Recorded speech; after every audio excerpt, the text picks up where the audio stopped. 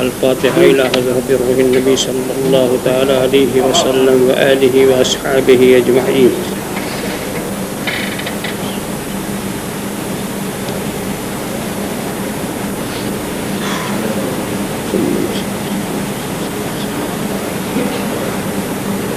الحمد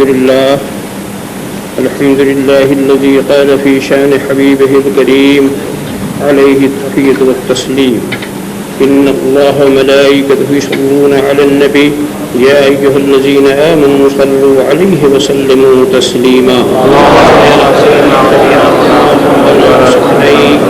اللهم صل وسلم وبارك على سيدنا ومولانا محمد طب القلوب ودوائها وعافية الأبدان وشفائها ونور الأبصار وضيائها وآله وصحبه دائما أبدا.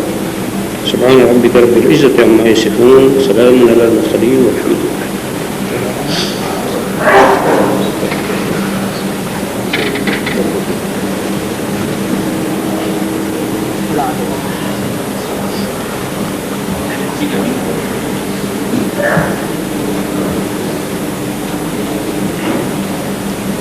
الحمد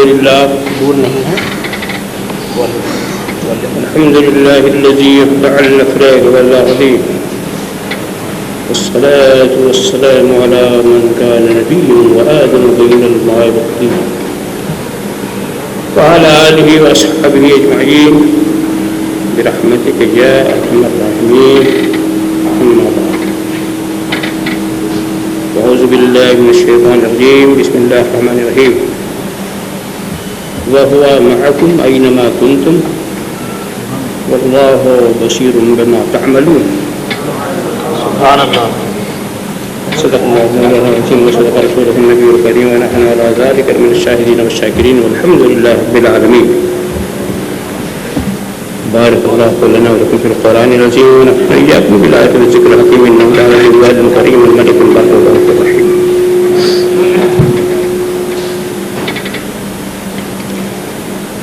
من علينا ربنا إذ بعث محمدا أيده بأيده أيدنا بأحمد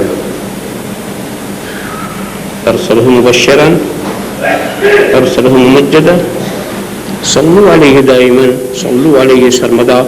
اللهم صل على سيدنا مولانا محمد وعلى آله وصحبه عليه.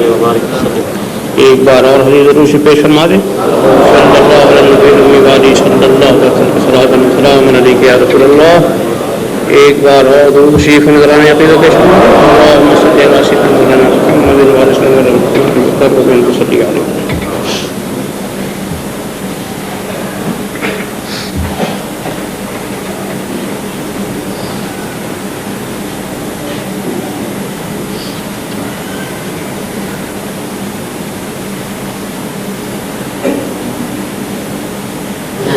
جس جلسے میں آپ یہاں آئے ہوئے ہیں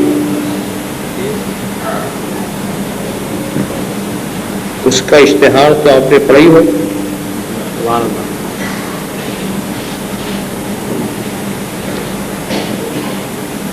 اور اسی اشتہار سے اس جلسے کا مقصد بھی آپ کے ظاہر ہو گیا ہوگا.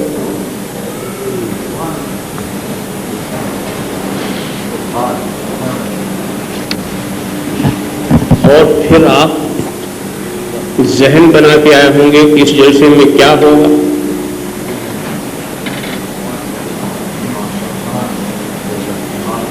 جلسہ سیرت مصطفیٰ یہ تھا عنوان. اور ظاہر ہے کہ اس عنوان کو سننے کے بعد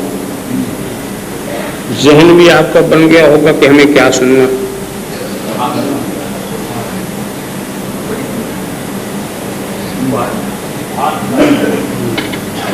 اور پھر کہیں جا کر کے آپ یہ نہ سوچنے لگیں کہ یہ جلسہ سیرت مصطفیٰ تھا یا جلسہ سیرت امام محمد رضا.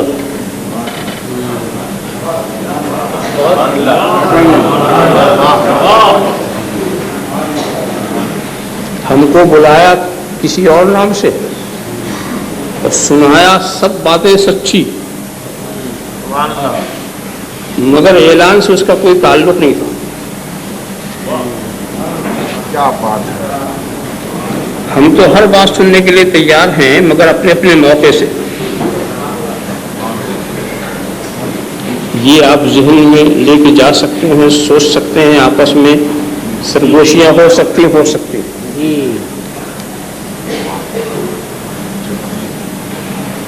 مگر میں اپنا تاثر پیش کروں کہ از اول تا آخر میں نے تو صرف سیرت مصطفیٰ ہی سنی۔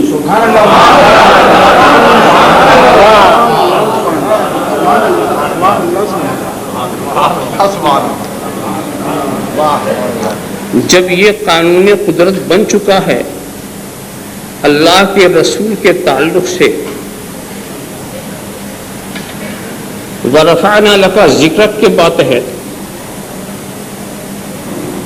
کہ اذا ذکرت ذکرت معی، اے محبوب تیرے ذکر کی رفت یہ ہے کہ جہاں جہاں میرا ذکر ہوگا وہاں تیرا ذکر ہوگا۔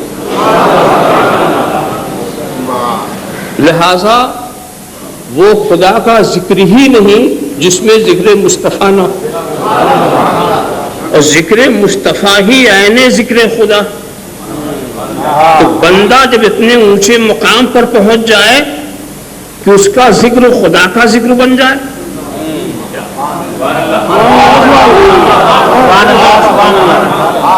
اس کی اطاعت خدا کی اطاعت بن جائے، اس کی محبت خدا کی محبت بن جائے، اس کی نافرمانی خدا کی نافرمانی، یہ سب عشق ہی کے تو جلوے ہیں، یہ سب تعلق ہی کے جلوے ہیں۔ تو جب بندے کو اپنے خدا سے اتنا تعلق ہو کہ بندے کا ذکر ہی خدا کا ذکر ہو جائے، تو اگر کسی امتی کو اپنے نبی سے اتنا تعلق ہو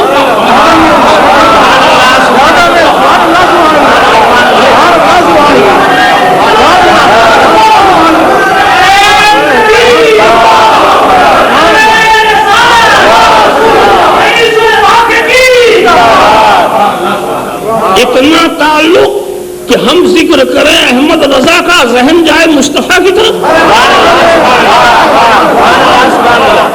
ارے غلام کی تعریف کرو گے تو یہ آقا کی بڑائی نہیں تو اور کیا ہے؟ غلام ہی کو نہیں سمجھ سکے تو آقا کو کیا سمجھائیں؟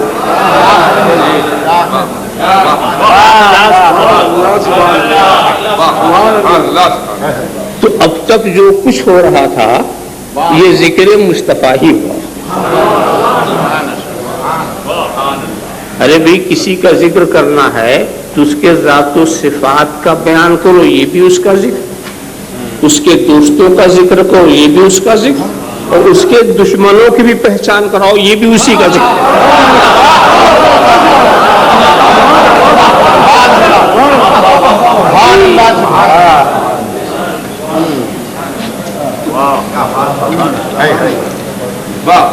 تو آپ نے دیکھا علماء فرماتے ہیں بسم اللہ کی بے سے لے کر والناس کی سین تک جو کچھ ہے وہ سب نعت مصطفیٰ، وہ سب کچھ نعت مصطفیٰ۔ اس میں رسول کے دوستوں کا ذکر، دشمنوں کا ذکر، خود رسول کے ذات و صفات، رسول کے دین کا ذکر، وہ سب کچھ ذکر مصطفیٰ۔ اور راز کیا ہے؟ ایک شعر کہہ کے پھر میں اپنے موضوع کی طرف آ جاؤں۔ ان پہ عقل و ہوش کھونے کا صلہ مل ہی گیا۔ سبحان اللہ، سبحان اللہ، سبحان اللہ، ان پہ عقل و ہوش کھونے کا صلہ مل ہی گیا، میرا افسانہ سراپا ان کا افسانہ بنا۔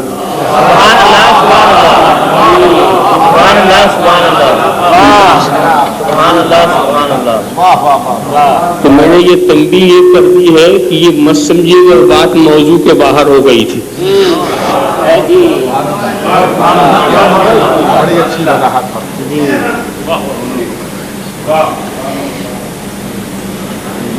وقت تو بہت کافی گزر چکا ہے. میرے خیال میں کام کی ساری باتیں آپ سن چکے ہیں. اب میں نے ایک آیت کریمہ کی تلاوت کا شرف حاصل کر لیا ہے. اس کے تعلق سے چند باتیں عرض کر کے سلسلہ کلام کو میں پتہ کر دوں گا. وَهُوَ مَعَكُمْ أَيْنَمَا كُنْتُمْ. وہ تمہارے ساتھ ہے جہاں جہاں تم رہو. وَاللَّهُ بَصِيرٌ بِمَا تَعْمَلُونَ. اللہ تمہارے اعمال کو دیکھ رہا، دیکھنے والا ہے. اس بات کو قرآن کریم میں مختلف انداز سے پیش کیا ہے جگہ جگہ کہ خدا ہمارے ساتھ ہے، خدا ہمارے قریب ہے.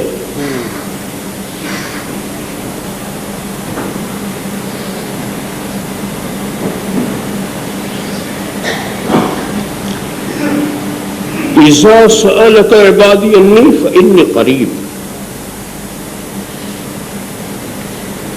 اے محبوب، جب میرا بندہ تم سے میرے بارے میں پوچھے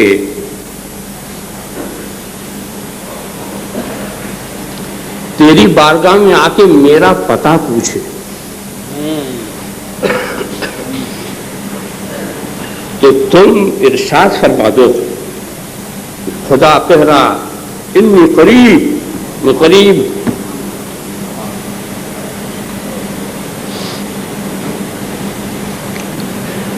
یہاں سے ہم کو ایک اشارہ ملا کہ محبوب کا پتہ پوچھا کہاں جائے.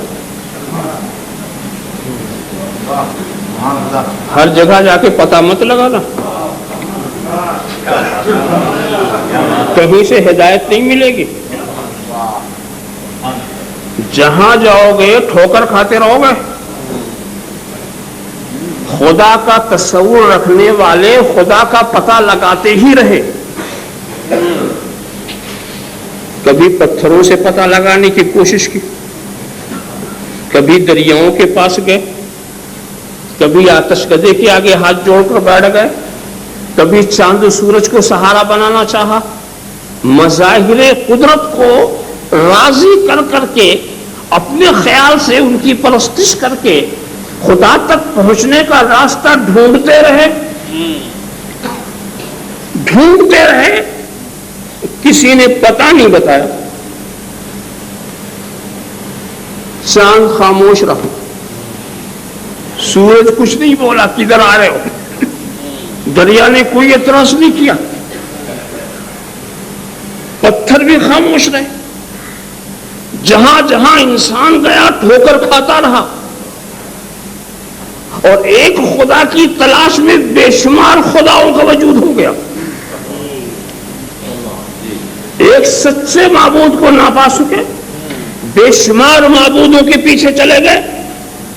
مگر جب یہی قوم رسول کے بارگاہ میں آئی اور جب یہاں سے پتہ پوچھنا لگا، یہاں سے جب اسے پتہ لینا ہوا تو سرکار نے کہا اب تم صحیح مقام پر آ گئے، اب تم صحیح مقام پر آ گئے. خدا قریب ہے.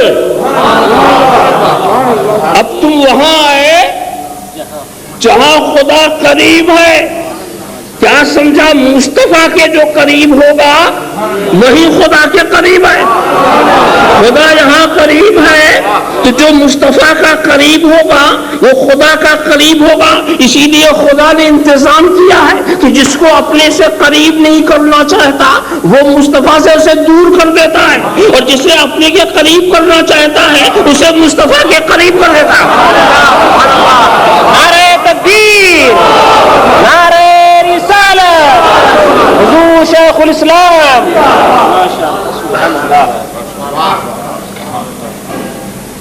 مطلب ویسے تو برگ درختان سبز در نظر ہوشیار، ہر ورق دفتریش معرفت کردگار. اگر خدا کو پہچاننا چاہو تو درخت کا پتا پتا، ریگستان کا ذرہ ذرہ، دریا کا قطرہ قطرہ معرفت کا دفتر ہے. ہر ایک سے تم سمجھ سکتے ہو، مگر سنو، سب معرفت کے دفتر تو ہیں، مگر سمجھنا کس کو؟ سمجھنا تو آپ ہی کو ہے نا، سمجھنا آپ ہی کو ہے. تو جتنا دماغ، جتنی عقل، اتنی تو سمجھو گے نا. سورج بھی خدا کے وجود کی دلیل ہے، مگر سورج نہیں بولے گا، سمجھنا تمہیں کو. چاند کچھ نہیں کہے گا کہ میں کیا ہوں، سمجھنا تمہیں کو ہے. سبھی دیکھ رہے ہیں، سب اپنی عقل کے مطابق سمجھ رہے ہیں، مگر ایک ایسی دلیل ہے، وہاں جاؤ گے تو وہ خاموش نہیں ہے. تمہارے پاس دماغ ہو یا نہ ہو، وہاں پہنچ گئے تو سمجھ گئے. وہ سمجھانے کی ذمہ داری ان کی ہے، وہ سمجھا دیں گے. جیسی ابھی عقل لے کے جاؤ گے تو سمجھا دیں گے. یہ ضروری نہیں ہے کہ وہاں سمجھنے کے لیے کوئی صدیق اکبر، فاروق اعظم ہو تو جا کے سمجھے گا. وہاں سمجھنے کے لیے کوئی صہیب رومی ہو کیوں سمجھے گا؟ نہیں. اگر کوئی حبشی ہے یہاں آئے گا تو سمجھ لے گا، رومی ہے تو یہاں آئے گا تو سمجھ لے گا، جاہل ہے تو یہاں آئے گا سمجھ لے گا. یہ وہ دلیل ہے، اسی لیے انہیں صرف دلیل نہیں کہا گیا، انہیں برہان کہا گیا. دلیل وہ ہے جسے تم سمجھو، برہان وہ ہے جو تمہیں خود سمجھا دے.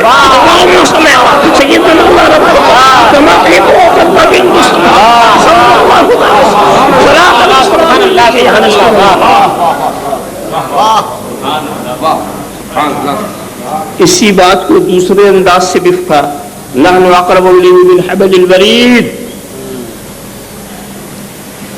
رگے جان سے زیادہ قریب. نحن اقرب الیہ منکم ولکن لا. یہ مردہ جو ہے بنسبت تمہارے میں اس سے زیادہ قریب ہوں، تمہیں اس کی سمجھ نہیں.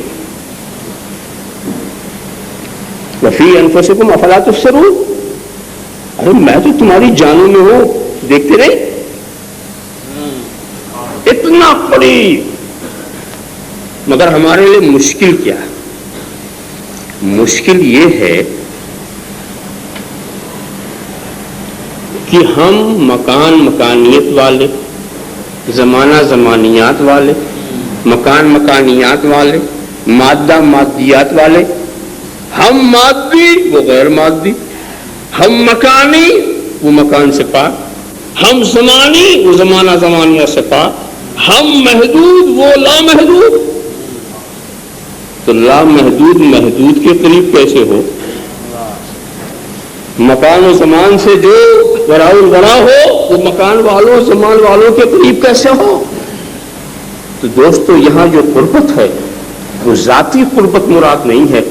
زیادہ میں زیادہ گہرائی میں نہیں لے جانا چاہتا، جلدی سے اپنے مفہوم کو ظاہر کر دینا چاہتا ہوں. یہاں صفات کی قربت،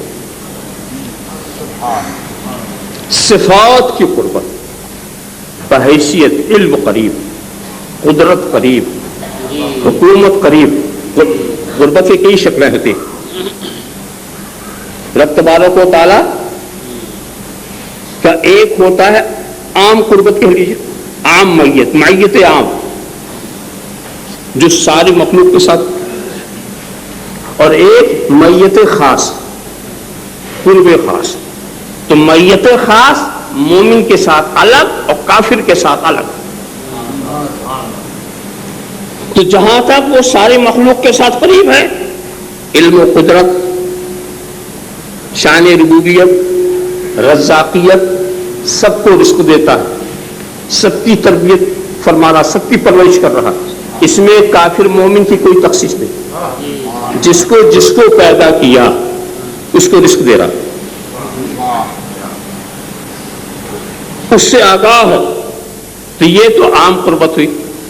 مگر فضل و کرم، بخشش و عنایت، مغفرت خاصہ، اس سے صرف ایمان والوں کے ساتھ قریب، اور قہر و غضب، شدید پکڑ، عذاب، بے الہی تو صرف کافروں کے ساتھ قریب۔ قربت، تو یہ جو قربت کی بات ہم کر رہے ہیں یہ صفاتی قربت، اور یہ ہمیشہ سے ہمیشہ کے لیے، یہ نہیں کہیں گے کبھی نہیں تھی اب ہے یا کبھی نہیں ہوگی، نہیں، ہمیشہ سے ہے، ہمیشہ۔ جب آپ عالم ارواح میں تھے جب بھی وہ قریب، جب آپ پشتے پیدر میں آئے وہ قریب، جب آپ شکم مادر میں آئے تب بھی وہ قریب، جب آپ آغوش مادر میں پہنچے جب بھی وہ قریب، اور جب آپ اس دنیا میں رہیں گے قریب، اور آغوش قبر میں جائیں گے قریب، وہاں سے اٹھیں گے قریب، آخرت میں پہنچیں گے قریب، جنت یا جہنم میں جہاں بھی پہنچیں گے وہ قریب۔ گھر کے اندر والا باہر کا ساتھی نہیں، اور باہر والا اندر کا ساتھی نہیں۔ گھر کے باہر گئے تو باہر والے بے خبر، اور باہر سے اندر آئے تو باہر والے بے خبر، گھر کے باہر گئے تو گھر والے بے خبر، مگر خدا کی شان قرب کا یہ علامہ ہے، جہاں بھی جاؤ جہاں بھی جاؤ وہ قریب۔ اب صرف یہ بتا دوں کہ یہ احساس تمہیں کیوں دلایا جا رہا کہ وہ قریب ہے؟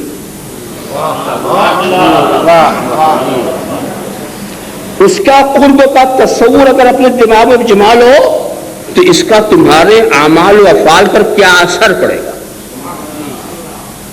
کردار سازی کے لیے خدا کا قرب اور اس کی معیت کا کامل یقین کیوں ضروری؟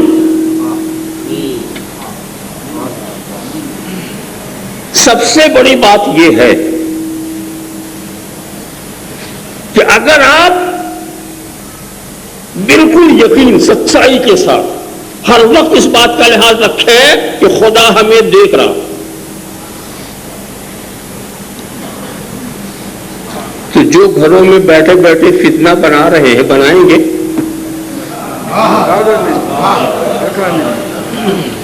گناہوں سے بچنے کی آپ کوشش کریں گے نا،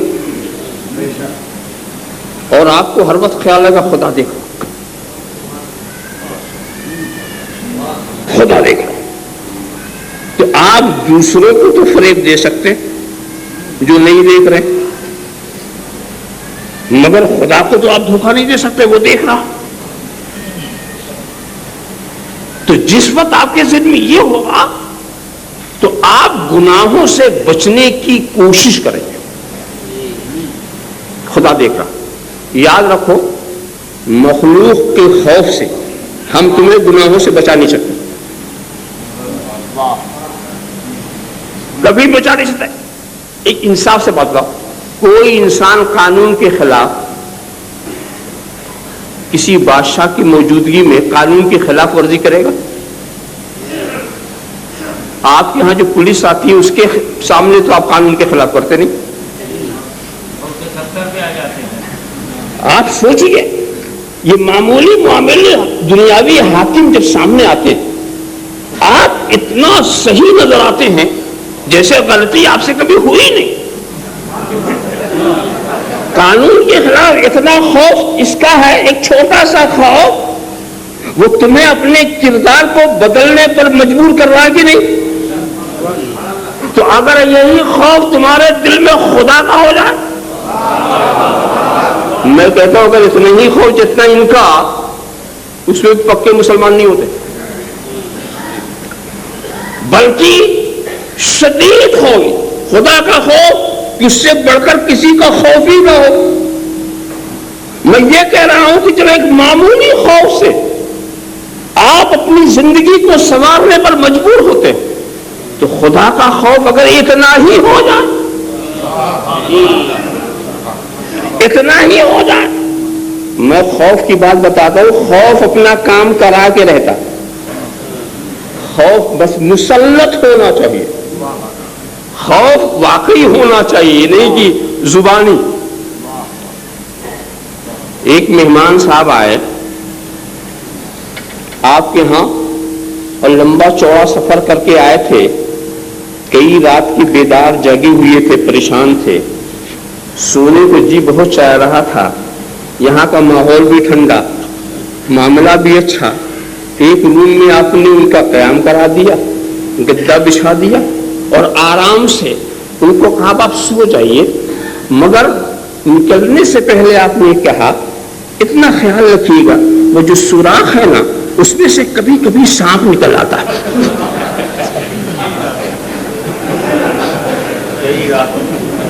اور یہ کہہ کے دروازہ بند کر کے آپ باہر چلے گئے۔ اب نتیجہ یہ ہے کہ آنکھ بوجھل ہے مگر سو نہیں رہا، کہیں سے آگ ہوئی معلوم سانپ نکل آیا، ارے اسے آرام کرنے کے لیے وہاں رکھا گیا تھا، نگرانی کے لیے نہیں۔ رات بھر تھکا ماندہ ہے مگر خوف دل پر سمایا ہوا ہے، اور دل ایسا حاکم ہے کہ اعضاء و جوارح اس کی خلاف ورزی نہیں کر سکتے۔ دل کے اوپر ایسا معاملہ ہے، وہ ایسا حاکم ہے اور اعضاء و جوارح اس کی رعیت ہے، وہ اپنے حاکم کی خلاف ورزی نہیں کر سکتے۔ اگر دل سونے کو تیار نہ ہو تو آنکھیں نہیں سو سکتی، دماغ نہیں سو سکتا، تمہارا ہاتھ جسم کبھی سونے کے لیے تیار نہیں ہوگا۔ جو دل کی کیفیت ہوگی یقیناً اس کے اثرات اعضاء و جوارح سے ظاہر ہوں گے۔ یہ ہو ہی نہیں سکتا کہ دل میں غصہ ہو چہرے پر اس کی تمازت کا ہو، یہ ہو ہی نہیں سکتا دل میں شرمندگی ہو چہرے پر ندامت کا آثار نہ ہو، یہ ہو ہی نہیں سکتا دل کے اندر غم ہو چہرے پر غم کا اثر نہ ہو، یہ ہو ہی نہیں سکتا دل میں مسرت ہو چہرے پر انبساط کی لہریں نہ ہو، یہ ہو ہی نہیں سکتا دل میں خوف ہو۔ اور ایک بات میں بتا دوں، خوف اپنا کام کتنا کرتا ہے۔ سانپ کے آنے کا شبہ یقین نہیں، مگر شبہ نے اتنا کام کیا، سانپ کے وجود کے شبہ نے اتنا کام کیا، نیند اڑ گئی۔ اب دکھتی ہوئی نس پر ہاتھ رکھوں، سانپ کے وجود کا شبہ نیند اڑ گئی، اور خدا کے وجود کا یقین پھر بھی فجر غائب۔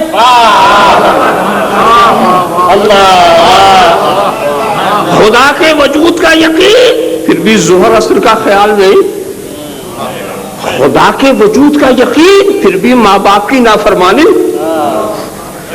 خدا کے وجود کا یقین پھر بھی بیویوں کی حق تلفی، خدا کے وجود کا یقین پھر بھی فرائض اسلامیہ سے روگردانی۔ تو میں پوچھتا ہوں کہ سانپ کے شبہ نے جو کام کیا وہ بھی خدا کا یقین نہ کر سکا؟ تو اب یہ مان کر چلنا چاہیے کہ ہمارا یقین ابھی وہاں تک نہیں پہنچا جو ہماری نیند اڑا دے، جو ہمارے دل و دماغ میں ہلچل مچا دے۔ تو خوف اگر بیٹھ جائے تو خوف کو تو کام کرنا ہی ہے۔ تو یہ آیت کریمہ تقوی کی اصل ہے۔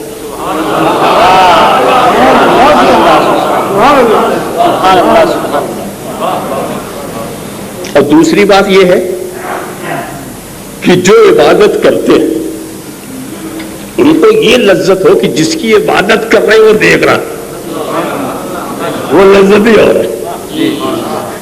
آپ جس کو راضی کرنا چاہتے ہیں، جس کے آگے جھکے ہو، یہ تصور ہو دیکھ رہا، کیا کتنی لذت ملے گی۔ گناہوں سے توبہ آپ کسی عالم میں بھی کر سکتے ہیں، مگر اگر یہ یقین ہو کہ جس سے ہم توبہ کریں وہ ہمارے قریب ہے، وہ ہمیں دیکھ رہا ہے، تو میں کہہ نہیں سکتا کہ اس لفظ میں تمہیں کتنی لذت ملے گی۔ ربنا ظلمنا وإن لم تغفر لنا لنكونن من الخاسرين۔ کتنی لذت ملے گی کہ ہم اپنے آقا سے کہہ رہے ہیں اے اللہ ہم نے اپنے نفس پر ظلم کیا، ہم نے ذاتی کی ہے، اگر تو ہمیں سہارا نہیں دیتا تو ہم گھاٹے میں رہیں گے، ہم خسارے میں رہیں گے۔ تو اس لذت کو جو ملتی ہے اس کے اندر جو احسانی کیفیت ہے، تو اگر دیکھو عبادت میں خشوع خضوع قائم کرنا ہے تو اس یقین کو جمانا ہوگا خدا دے گا۔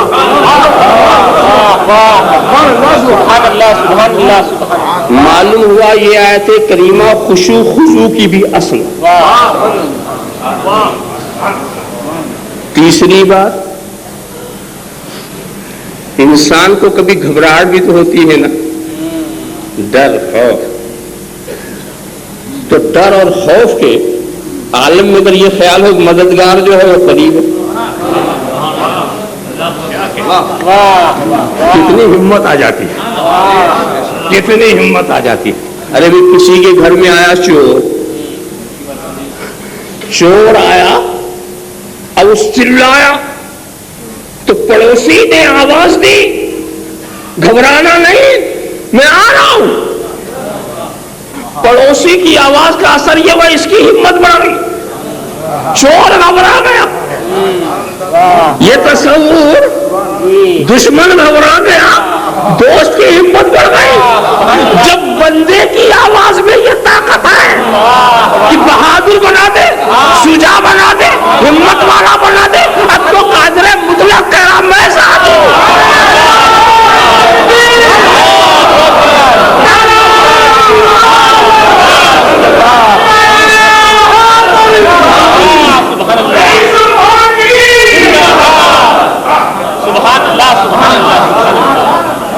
تو معلوم ہوا شجاعت و بہادری، صبر و استقامت کی بھی اصل یہی آیت ہے۔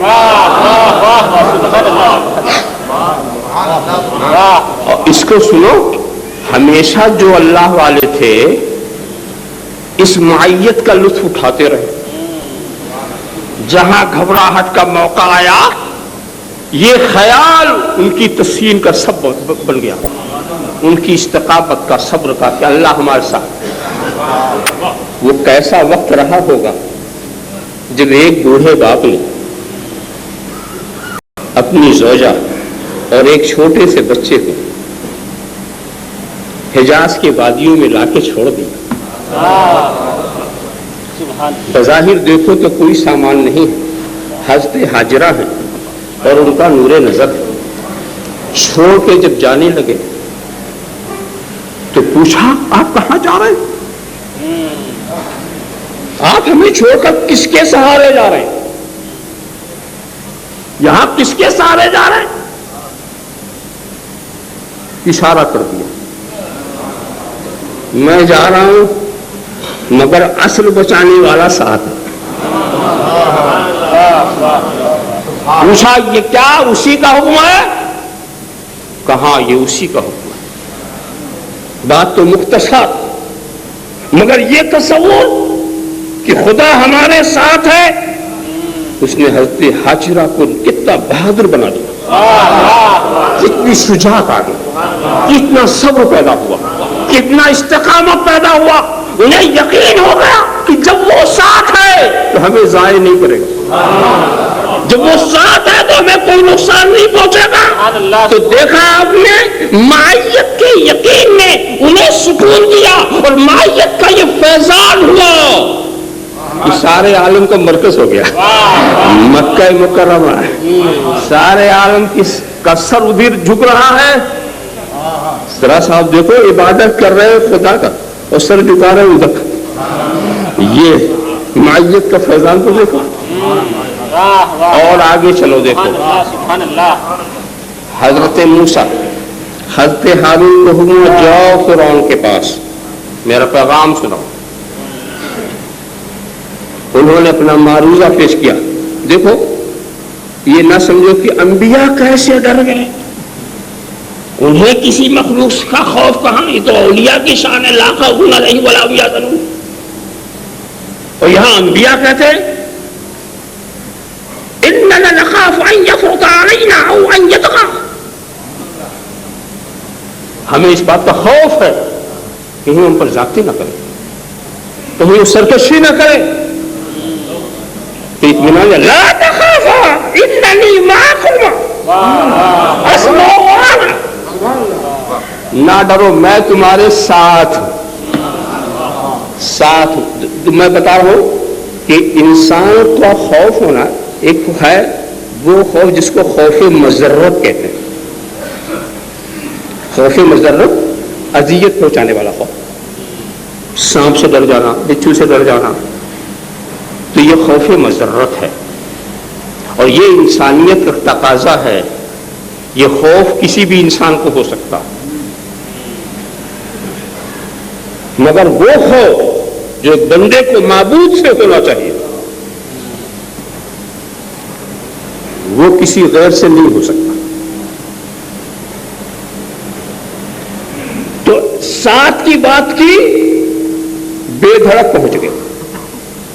2 گئے اور ایک جابر و ظالم بادشاہ سے ٹکرا گئے. وہی معیت کا یقین، خدا ہمارے ساتھ. ساری بہادری آ گئی، شجاعت آ گئی.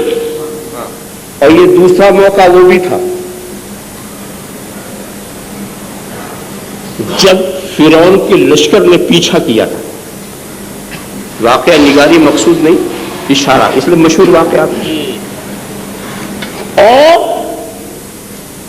حضرت موسیٰ کے ساتھی نے سمجھا اب لیا. خوف طاری ہوئی. حضرت موسیٰ نے کیا کہا؟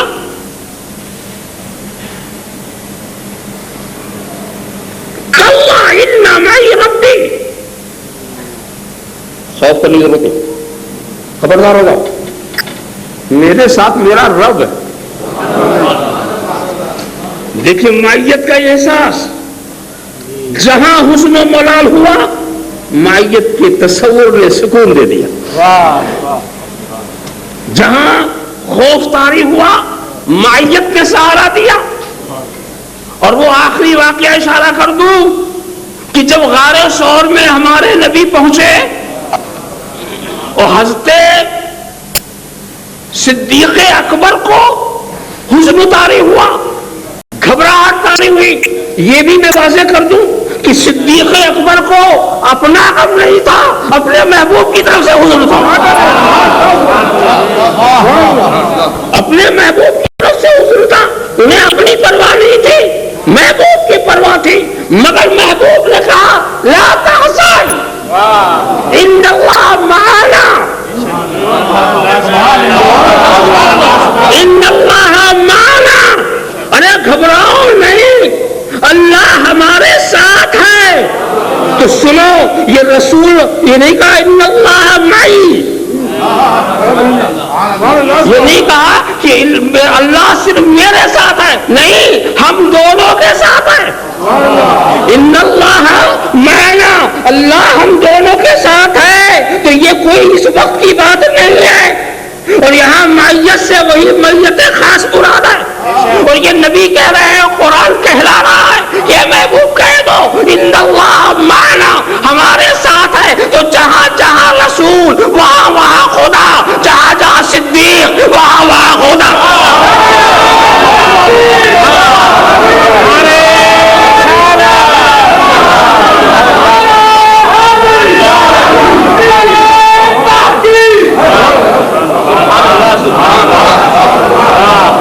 اور میں بتاؤں، اللہ جب اتنے قریب ہے تو دکھتا کیوں نہیں؟ صوفیوں نے اچھی بات کہی کہ غایت قرب غایت خفا کا سبب ہے.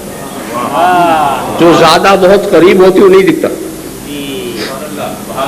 اسی لیے میں پوچھا کرتا ہوں، آنکھ تمہارے قریب ہے کوئی کہ اپنی آنکھ کو دور؟ کبھی دیکھا؟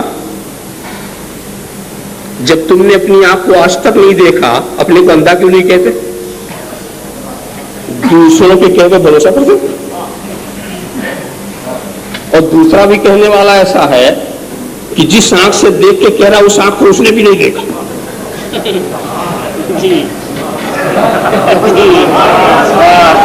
اور اگر آپ یہ کہتے ہیں کہ نہیں ہم نے دیکھا اپنی آنکھ کو، کہاں دیکھا؟ کہا آئینے میں.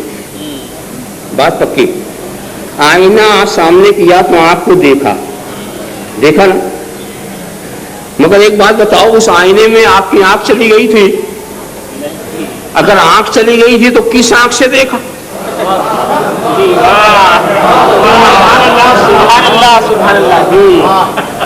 ارے تم جلوہ دیکھتے ہو، جلوے والے کو سمجھتے ہو. تصویر دیکھتے ہو، تصویر والے کو سمجھتے ہو. تو جو جسم کے قریب ہو اس کے لیے دیکھنا ہو تو وسیلے کی تلاش.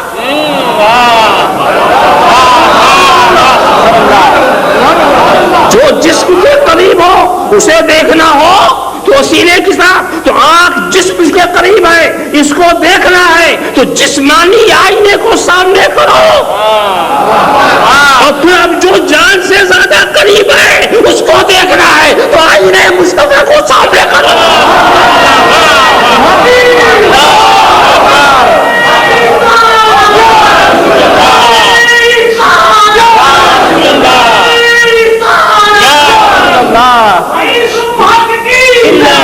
ایک بات بتاؤ، خیر آپ کو تو آپ کسی بہانے سے دیکھ بھی لیتے ہو، کبھی روح کو دیکھا؟ آئی نہیں کر کے سب، مگر مانتے کتنا بغیر دیکھے مانتے.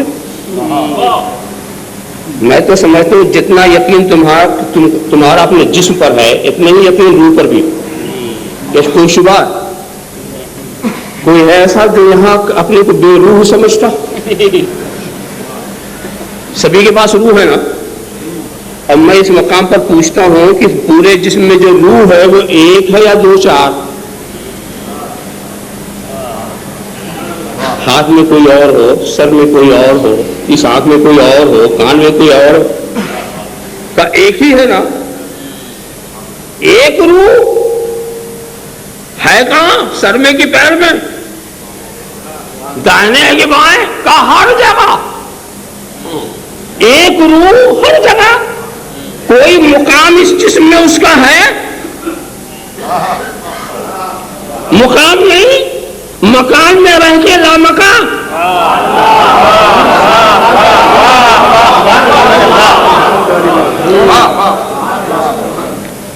نہ کوئی مقام، کوئی ٹھکانا. اور لطف کی بات ہو کہ ہر جسم کے ہر حصے میں ایک، اور اختیار اتنا، پورے جسم پر اس کا اختیار ہے کہ نہیں؟ پورے جسم پر اس کی قدرت ہے کہ نہیں؟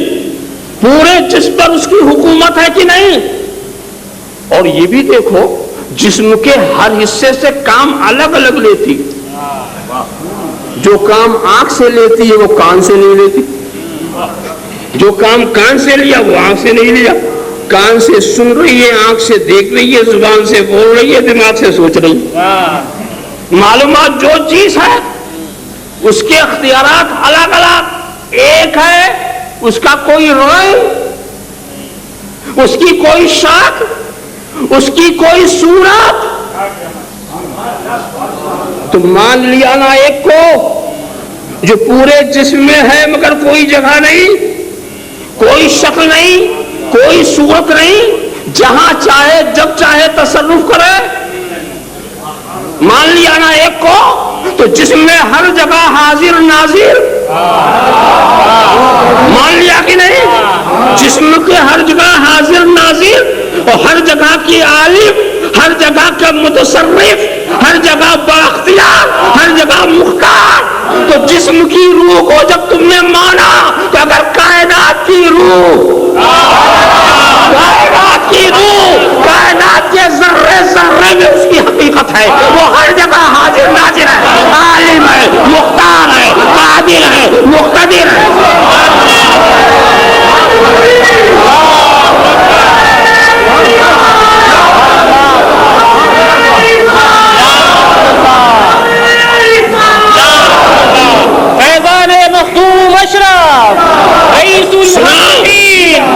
جسم کی روح جب نکل جاتی ہے، جسم کسی قابل، پہلے تو خود دوڑتا تھا نا، اب لوگ کاندھے پہ لگے جاتے ہیں. نکل گئی، جسم بیکار ہو گیا. تو جب تک جسم کام کرے سمجھ لو جسم کی روح باقی ہے. جب تک جسم کام کرے سمجھ لو جسم کی روح باقی ہے. جب تک کائنات کی گردش ہوتی رہے، سورج چمکتا رہے، چاند چمکتا رہے، دریا بہتا رہے، گلاب کھلتے رہے، سمجھ لو کائنات کی روح موجود ہے.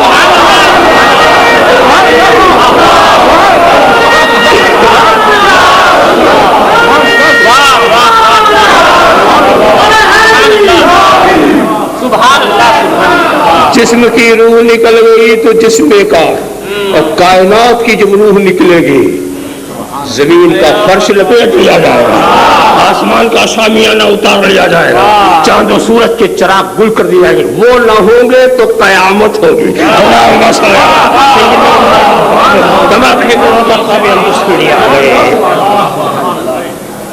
اچھا ایک بات اور بتا دیں، اپنے اندر کی چیز ہم خود تلاش کریں تو نہیں ملتی، ملتی ہے تو اس کے لیے دوسروں کے پاس جانا پڑتا. سارے بیماروں سے پوچھو بیماری ان کے اندر ہے نا، یہ ڈاکٹر کے پاس جا کے کیا کرو؟ تیرے اندر تجھے بتا دو بیماری تیرے اندر، اور جاتا تو ڈاکٹر کے پاس، ڈاکٹر جو بتاتا اس پر تو یقین بھی کرتا، پھر جو وہ علاج تجویز کرتا ہے اس پر عمل کرتے. یہ نہیں کہتا ڈاکٹر صاحب کہ میرے اندر کی چیز میں سمجھ لوں گا، یہ پرائیویٹ معاملہ.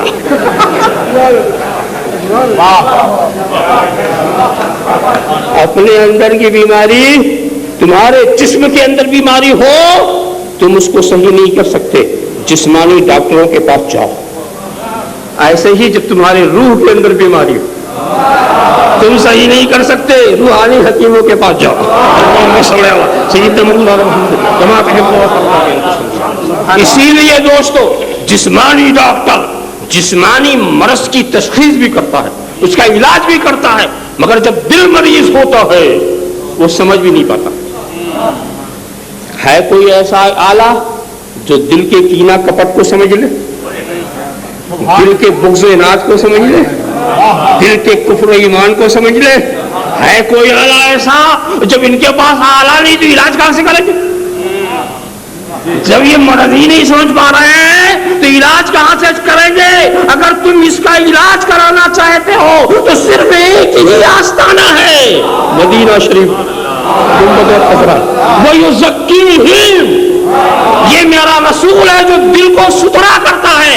دل کو ستھرا وہی کر سکتا ہے جو دل کی گندگی کو بھی دیکھ رہا ہو، دل کی نجاست کو بھی دیکھ رہا ہو. جو دیکھے ہی نہ وہ ستھرا کیا کرے گا؟ ستھرا کیا کرے گا؟ تو یہاں ضرورت ہے دستے رسول کی. اگر دل کو صاف کرنا ہے دستے، ارے کپڑا صاف کرتے ہو، کپڑا صاف کرتے ہو کس سے؟ پانی سے اور صابن سے.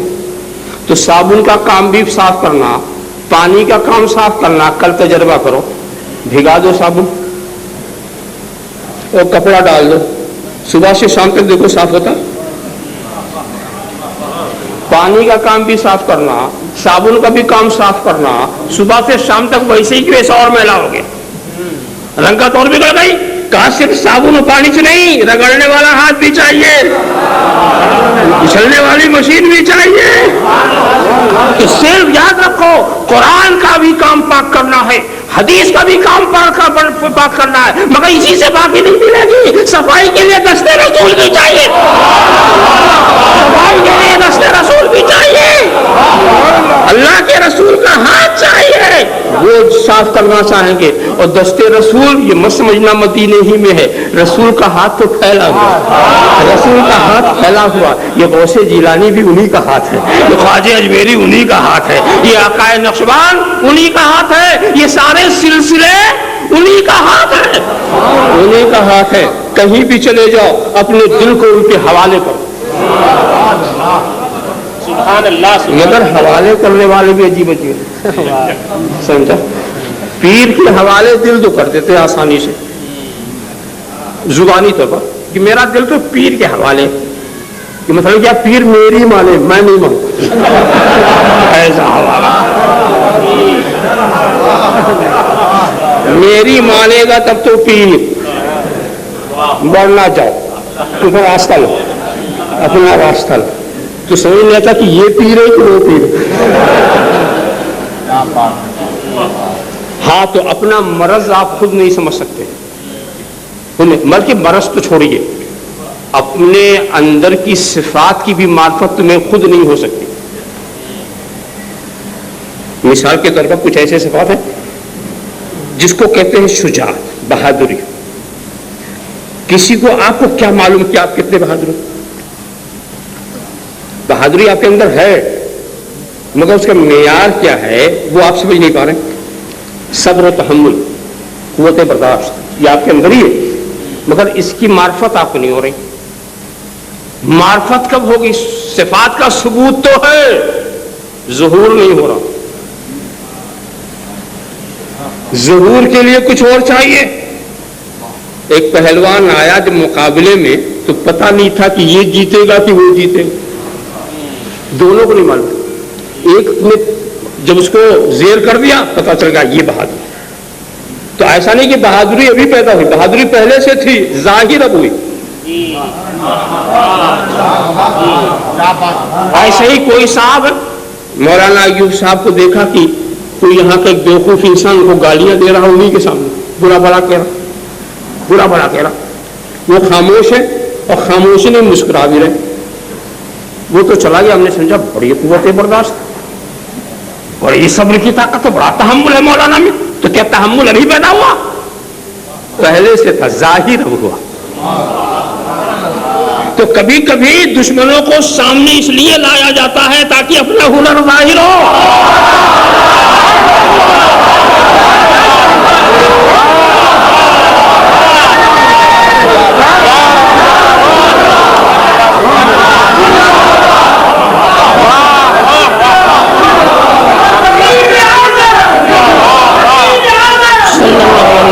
السلام علیکم یا رسول اللہ. اب تیزی سے میں اور آپ کو آگے لے چلوں. اعتراض کرنے والے بڑے بھونڈے اعتراض کر دیتے ہیں. اللہ ہمارے ساتھ ہے، جہاں جہاں میں چلوں وہاں ساتھ، ہر جگہ ساتھ ہے نا. تو جہاں چلوں وہاں. تو ہم تو کبھی کبھی نجاست سے بھی گزرتے ہیں. اور ٹوائلٹ پہ جانے کا تو روز کے معمول ہے. تو کیا گندگیوں میں بھی وہ رہتا؟ یہ اس کی شان کے خلاف بات معلوم ہوتی. کہ نہیں جناب آپ نہیں سمجھ رہے ہیں، ہم جس ساتھ کی بات کر رہے ہیں وہ علم و قدرت کا ساتھ.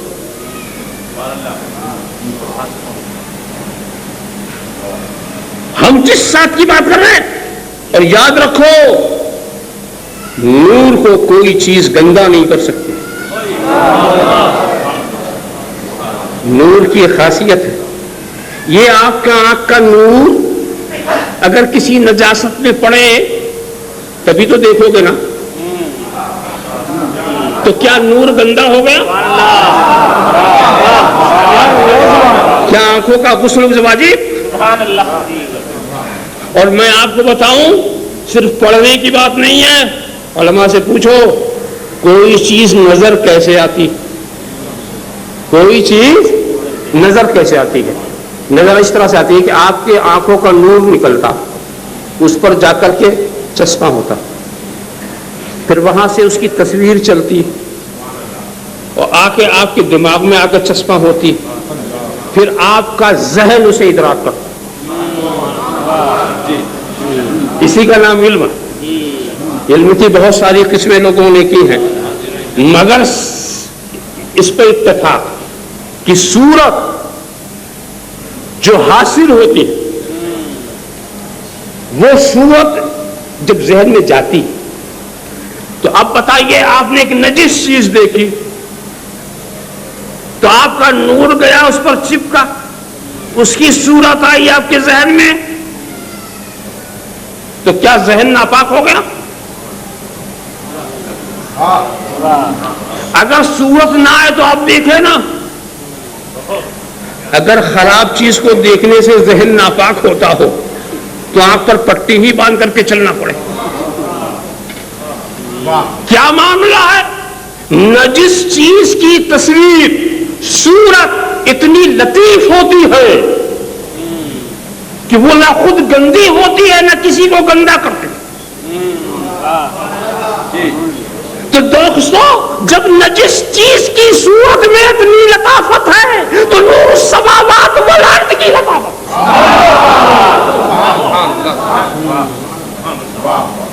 سورج کی روشنی ہر جگہ پڑتی ہے مگر کرن کبھی ناپاک نہیں ہوتی.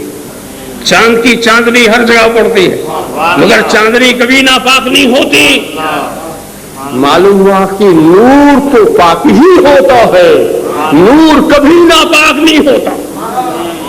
نور پاک ہی ہوتا ہے، نور کبھی ناپاک نہیں ہوتا. جہاں چاہے ہو. تو یہ خیال بھی غلط ہے کہ اگر کسی نامناسب جگہ پر نور پڑے تو وہ اس کی شان کے خلاف. بلکہ دیکھا تو یہ کیا ہے کہ نجس زمین پر سورج کی شعاع پڑے تو شعاع کیا ناپاک ہوگی، زمین پاک ہو جاتی. نور ناپاک نہیں ہوتا، ناپاکی کو دور کرتا. آپ خیال کرتے چلے جائیں. اچھا کچھ لوگ یہ سب اچھا خدا قریب ہے تو آپ وہ کیوں کرتے ہیں؟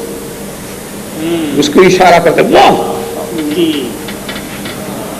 کبھی یہ کہتے ہیں کبھی تو کہتے ہیں، کبھی تو کہتے ہو کبھی وہ کہتے ہیں.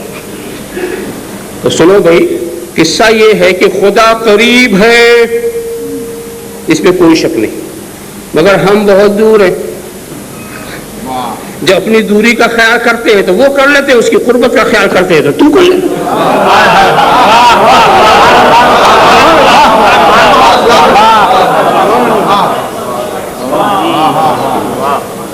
کچھ لوگ یہ سوچتے ہیں کہ جب وہ قریب ہے تو یہ اللہ اللہ کا ذکر جو چلا چلا کے کرتے ہیں صوفیاء، ایسا کیا طریقہ؟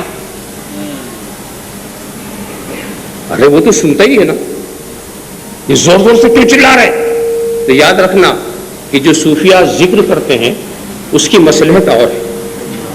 وہ ذکر خدا کو سنانے کے لیے نہیں کرتے، در و دیوار کو گواہ بنانے کے لیے، اپنے دل کو بیدار رکھنے کے لیے، شیطانوں کو بھگانے کے لیے. کبھی کبھی کوئی ذکر ایسا ہوتا ہے جس کا مقصد شیطانوں کو بھگانا ہوتا ہے. کیا بات ہے. اذان ہوتی ہے تو خدا کو سنانے کے لیے نہیں، جہر سے جو قرأت ہوتی ہے خدا کو سنانے کے لیے نہیں بلکہ یہ بندوں کو سنانے کے لیے، ان کو بلانے کے لیے. اس میں یہ مصلحت ہے. یہ اس آیت کریمہ کا وہ پہلو ہے جو حمد الہی.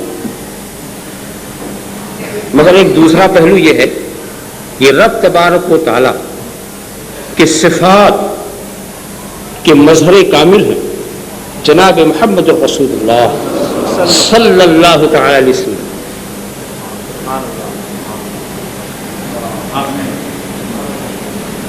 حضرت شیخ عبدالحق محدث دہلوی نے اسی بات کو اپنے انداز میں کہا ہے، بدا کی وے می بینت و می شنوت کلام تورا ذرا کی وے علیہ السلام متصف بصفات الہیہ و یقی صفات الہیین انا جلیس من ذکرنی. نبی جو ہے اپنے صفات، خدا کی صفات کا مظہر، خدا کی ذات کی تجلی آئینے مصطفیٰ پہ بلا تمثیل ایسے ہی نظر آتی ہے جیسے آفتاب آئینے میں. اور یاد رکھو، خدا اپنی جس صفت کی معرفت کرانا چاہتا ہے اس صفت کا نزول فرماتا اور اپنے خاص بندوں کو اس کا مظہر بناتا ہے. اگر خدا اپنی کسی صفت کو نزول نہ کرے، کسی بندے کو اس کا مظہر نہ بنائے تو وہ صفت ہمیشہ پردے خفا میں رہے گی، اس کی معرفت ناممکن. تو خدا اپنی جتنی پہچان کرانا چاہتا ہے، جن جن لفظوں کے ساتھ پہچان کرانا چاہتا ہے، تو اس صفت کا نزول بندے پہ کرتا ہے تاکہ اس سے اسے دیکھو تو خدا کو پہچانو۔ اگر تو خدا اپنے کو موجود بتانا چاہتا ہے تو ضروری ہے کائنات کو موجود کرے۔ اگر کائنات موجود نہیں تو اس کے وجود کی معرفت کیسے؟ خدا اگر یہ چاہتا ہے کہ لوگ سمجھے وہ عالم ہے تو اپنے علم کی صفت کا مظہر کسی کو بتائے۔ اگر وہ یہ سمجھانا چاہتا ہے کہ وہ مختار ہے تو اپنے اختیار کی صفت، ایک صفت ہمارے پاس ہے جس کو ہم علم کہتے ہیں، ایک صفت ہمارے پاس ہے جسے ہم قدرت کہتے ہیں۔ اگر یہ صفت ہمارے اندر نہ ہوتی قدرت تو ہم قدرت کا لفظ جانتے؟ جب ہم اپنے کو قادر نہ مانتے تو قادر کا لفظ کبھی کان میں آتا؟ اور جب یہ نہ آتا تو خدا کو کبھی قادر کہتے؟ تو خدا نے ہمیں اپنی صفات کا مظہر اس لیے بنایا ہے کہ ہم اسے دیکھیں اور خدا کی صفات کی معرفت حاصل کریں۔ تو دوستو یہ تو ہماری ناقص مظہریت ہے، مگر میرا محبوب صلی اللہ علیہ وسلم وہ خدا کے ذات و صفات کا مظہر کامل ہے، ذات و صفات کا مظہر کامل ہے۔ ارے دوستو ذات و صفات کا مظہر ہونے میں فرق بتا دوں۔ سورج نکلا، اس کی روشنی دیوار پر پڑی، دیوار کی دھوپ سے آپ نے سمجھ لیا سورج نکلا ہے، دیوار کی گرمی سے آپ نے سمجھ لیا سورج گرم ہے، مگر دیوار میں سورج نہیں دکھا۔ اور وہیں آئینہ رکھ دو، وہیں آئینہ رکھ دو تو روشنی بھی ہے، حرارت بھی ہے اور خود سورج بھی ہے۔ اوپر والا سورج نہیں اترا ہے، یہ جلوے اترے، مگر جلوے اس رنگ کے ہیں کہ اسے دیکھو تو اسے دیکھ لیا، اسے سمجھو تو اسے سمجھ لیا۔ اسی لیے دیکھو جو صفات کے مظہر تھے انبیاء کرام، ان کو دیکھنے والے نے دیکھا تو کیا کہا؟ یہ ایک بزرگ فرشتہ ہے۔ فرشتہ نظر آیا، خدا نظر نہیں آیا۔ یہ بزرگ فرشتہ ہے، مگر محبوب کو دیکھنے والوں نے دیکھا، کہا مرانی فقط رہا، مرانی فقط رہا۔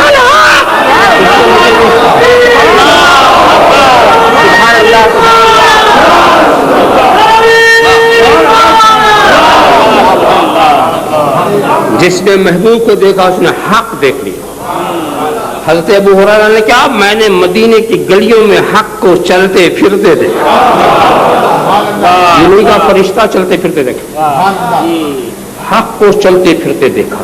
یہ مظہر ذات کی شان ہوتی ہے۔ تو مظہریت کی شان یہ ہے، تو خدا نے کہا انا جلیس من ذکرنی، جو جو مجھے یاد کرتا میں اس کا ہم نشیں ہوں۔ تو جب اس صفت کی تجلی محبوب پر پڑی، جب اس معیت کی تجلی محبوب پر پڑی تو جہاں محبوب کا ذکر ہوگا وہاں وہ قریب ہے، وہاں وہ قریب ہے۔ اور دوستو یہ تصور کہ ہمارا آقا ہمارے قریب ہے، ہمارا آقا ہمارا قریب ہے، ہمارا مشکل کشا ہمارے قریب ہے، ہمارا حاجت روا ہمارا قریب ہے، ہمارا شافع ہمارے قریب ہے، ہمارے دکھ درد میں کام آنے والا ہمارا قریب ہے۔ یہ تصور اگر آ جائے ذہن کے اندر، دنیا کی طاقت ایک طرف ہو جائے، آپ کو کوئی پرواہ نہیں۔ یاد رکھو اس قربت کا فیض حضرت علی کا وہ واقعہ تو بار بار سنا آپ نے، فتح خیبر والا بار بار، اور کیا بہادری کا عالم تھا کہ بائیں ہاتھ میں خیبر کا دروازہ ایک جھٹکی میں اٹھا لیا، جس کو 40 جوان صرف کھولتے بند کرتے تھے، اور وہ ایسا ہلا جیسے سپر۔ طاقت دیکھیے، میں سوچ میں پڑ گیا اس طاقت کا راز کیا؟ اس لیے کہ حضرت علی جس لشکر کو ساتھ لے کر گئے تھے یہی لشکر پہلے بھی آ چکا، صرف قیادت ہی تو بدلی، صرف قیادت ہی تو بدلی ہے، لشکر تو وہی، سارا لشکر وہی، اور جاتے آتے ہیں جاتے آتے صدیق اکبر کے چلے آئے، فاروق اعظم کے چلے آئے۔ اور اس کے بعد اب رسول نے کیا کیا؟ انتظام کیا کل میں اس کو بھیجوں گا جو فاتح ہو کر آئے گا. فاتح ہو کر آئے تو میں بتاؤں جس وقت رسول نے یہ کہہ دیا کہ کل میں اسے بھیجوں گا جو فاتح ہو کر آئے گا, اب سب کے دل میں پھر خواہش پیدا ہو. جو گئے تھے واپس پلٹ آئے تھے ان کے دل میں بھی خواہش ہوگی کاش پرچم مجھے مل جائے. پرچم مجھے اس لیے کہ ان کا ایمان بول رہا تھا کہ اب رسول نے کہہ دیا کسی کے ہاتھ پکڑا دیں گے فاتح ہو, جس کو دے دیں گے فاتح ہو.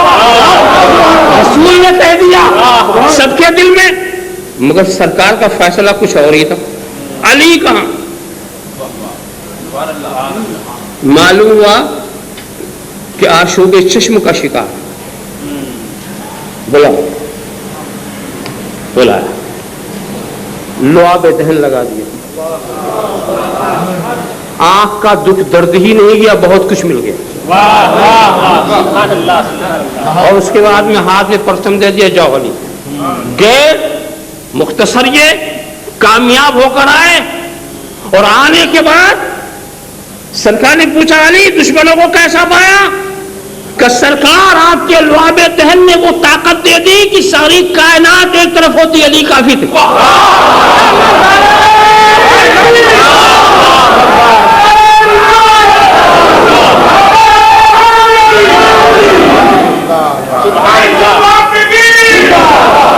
کیا سمجھے آپ ظاہری حالت کے پیش نظر ظاہری صورت میں بالکل سچ کہتے ہیں کہ حضرت علی فاتح خیبر ہے, مگر میں تو یہ دیکھتا ہوں کہ حقیقت میں فاتح خیبر لعاب دہن رسول ہے. فاتح خیبر لعاب دہن رسول ہے. سرکار نے اپنے لعاب کو بھیجنا چاہا, بھیجنے کے لیے بہانا چاہیے تھا تو کوئی آگ والا آئے. نعرے تکبیر, نعرے رسالت, رئیس المحققین حضور شیخ الاسلام مظہر قدوی یزدانی, مظہر قدوی یزدانی. حضرت کو یہ دکھانا تھا, علی کو آشوب چشم کا شکار بنا دیا. نبی کے لعاب دہن کا راستہ مل گیا وہاں جانے کے لیے, اور نبی نے لعاب دہن لگا دیا. علی کے اندر جس طاقت ہی طاقت, تو اے دنیا جب لعاب رسول قریب ہو, جب لعاب رسول قریب ہو تو خیبر کا قلعہ کچھ نہیں کر سکتا. تو جب یہ ذات رسول قریب ہو, جب ذات رسول قریب ہو, اور جب یہ عقیدہ ہو جائے تو رسول بھی ہمارے قریب ہیں. اس لیے جب درود پڑھنا تو یہ سمجھ کے پڑھنا کہ قریب ہے, مزہ آ جائے گا. ایسا لگا غلام پڑھ رہا آقا سن رہے. جو سمجھتے میرے قریب نہیں ہے وہ کیا سمجھیں گے, وہ کیا سمجھیں گے. اس مقام پر ایک عام طور سے میں بات کہہ دیتا ہوں, اس کو پھر میں آپ کے پاس سامنے پیش کروں. وہ عجیب بات, وہ یہ اس پہ بہت جھگڑا چل رہا, یا اللہ یا رسول اللہ. ہم جب یا اللہ کہتے تو خدا کو قریب سمجھتے, جب یا رسول اللہ کہتے تو رسول کو قریب سمجھتے. یہ دور بات, مگر صاحب اس پہ جھگڑا ہو گیا. یا اللہ کہنا چاہیے, یا رسول اللہ نہیں کہنا چاہیے. سمجھا, یہ تو غیر بہت معقول بات نہیں ہے. یا اللہ ہاں ٹھیک وہ ٹھیک, یا رسول اللہ. سمجھا. اب ان سے یہ پوچھو, میں پوچھتا ہوں اکثر, اور آپ بھی اس کو ذہن میں رکھیں, بہت سی باتیں آپ سمجھ لیں گے. ان سے پوچھنا کہ تم جو یا اللہ کہتے ہو تو کیا سمجھ کے, خدا کو قریب سمجھ کے یا دور؟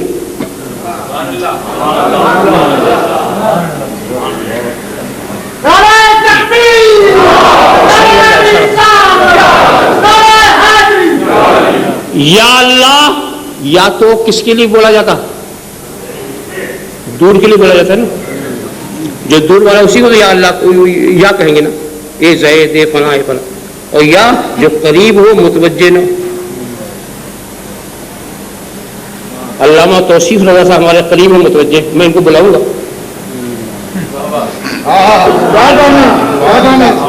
بلانے کی دو ہی شکل, یا تو دور ہو یا متوجہ نہ ہو. تو تو جو تم خدا کو بلاتے ہو کیا خدا دور ہے اور یا قریب و متوجہ نہیں ہے؟ تو خدا کو بلانا تو سمجھ میں نہیں آ رہا. اگر کہہ دو خدا دور ہے تو بھی کافر, اور کہہ دو خدا قریب ہے متوجہ نہیں پھر بھی کافر. بغیر کفری عقیدہ لیے ہوئے بات آگے بڑھتی نہیں. تو بولو وہ دور نہیں ہے تو یا سے کیوں بلا رہے ہو؟ اور قریب ہے اور ہر وقت متوجہ ہے تو پھر یا سے کیوں بلا رہے ہیں؟ یا سے اسے بلایا جاتا ہے جو دور یا قریب ہو متوجہ نہ. تو تمہارا بلانا نہ سمجھی ہوا کہ نہیں؟ اس لیے تم خدا کی ذات کو بلا رہے ہو, وہ قریب بھی ہے متوجہ بھی ہے. اب آپ کہیں گے جناب بھی تو بلاتے ہیں. کہا ہم ایسی بیوقوفی نہیں کرتے. ہم جب یا اللہ کہتے ہیں تو خدا کی ذات کو نہیں بلاتے, اس کی رحمت خاص کو بلاتے ہیں. ہم اس کی رحمت خاص کو بلاتے ہیں. یا اللہ کا مطلب ہمارا یہ ہے یا رحمت اللہ.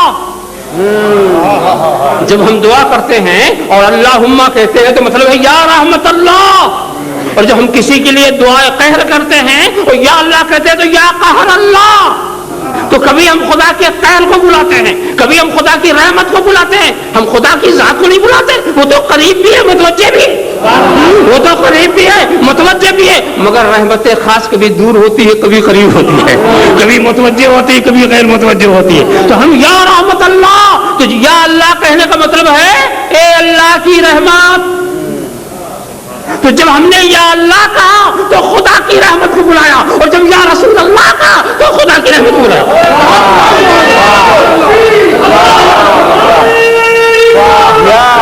وما ارسلناک الا رحمتا للعالمین. خدا کی رحمت, ان رحمت اللہ قریب من المحسنین. اللہ کی رحمت محسنین کے قریب ہے. اور اللہ کی رحمت کون ہے؟ وما ارسلناک الا رحمتا للعالمین. یا اللہ کہتے رہے بھی تو نہیں سمجھا بلاتے کس کو. ہم تو یا اللہ جب کہتے ہیں تو یا رحمت اللہ, اے اللہ کی رحمت.